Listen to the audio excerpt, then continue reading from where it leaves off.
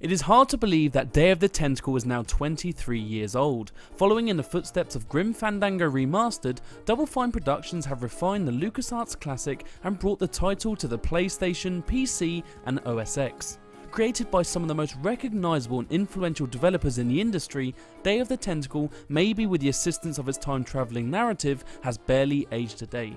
Day of the Tentacle is the sequel to Maniac Mansion and retains the philosophy from adventure games such as Monkey Island. This time, we have the added complexity of controlling three separate and very distinct characters in Bernard, Hoagie and Laverne.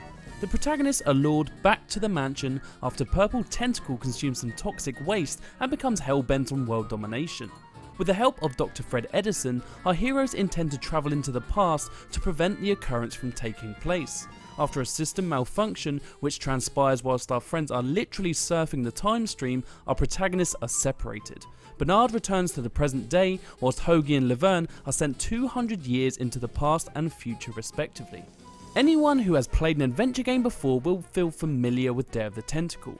You aim to get from point A to point B, but you should expect a number of diversions and obstacles to make your destination feel like point Z. By exploring, conversing and observing, you will embark upon a journey filled with puzzles, unmatched wit and laugh out loud humour, which is where Day of the Tentacle shines.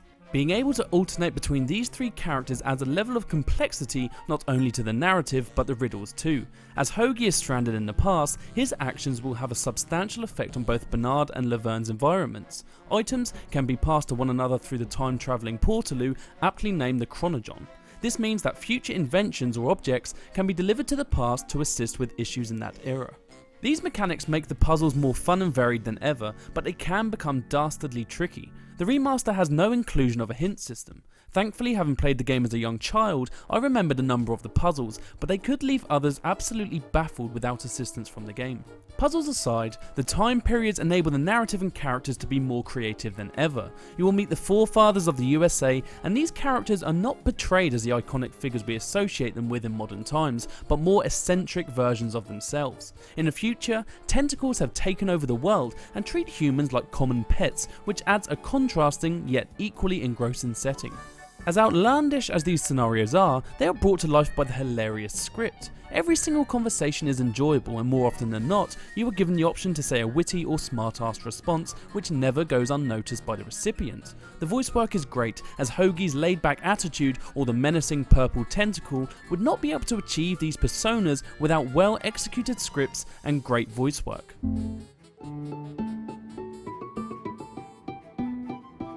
Question is, which one's stuffed and which one's the real McCoy? The visuals look fresh and colourful with great animations and varied locales. When I recall playing the game as a child, I remember it looking just as it does in the remastered version, but this is not the case. On the fly you can switch back to how the game originally looked and it can look terribly pixelated. I do wish they had reworked the lip syncing though. As the visuals are much clearer now, the lip movements to match the articulate dialogue simply do not coincide. Another feature of the remaster is the included developer's commentary. Hearing Tim Schafer and company talk about scenes and puzzles is not only informative but enjoyable. Hearing why a puzzle was created in a certain way is brilliant. It also helps that they are all amusing and witty people to listen to. 3 frames. That was state of the art, right? Nobody had full screen animation in those days. There are a few technical issues though, as the game can lag between scenes or at the end of dialogue. All of the action on screen will pause for a few seconds and it bothered me. I would expect a remastered version of a game which ran perfectly 20 years ago to be faultless on the powerful PS4. Day of the Tentacle is a classic, and even after all this time, the characters and puzzles have remained with me, so much so that picking up the game felt as though no time had passed at all. Day of the Tentacle has been well serviced, and old school fans will be pleased to see that the same enjoyable experience remains. Newcomers may feel heedful towards the complex puzzles, but you owe it to yourself as a gamer to play Day of the Tentacle. Not only will you enjoy this adventure, but you will relive a piece of history which elevated the creators into pioneers of the industry.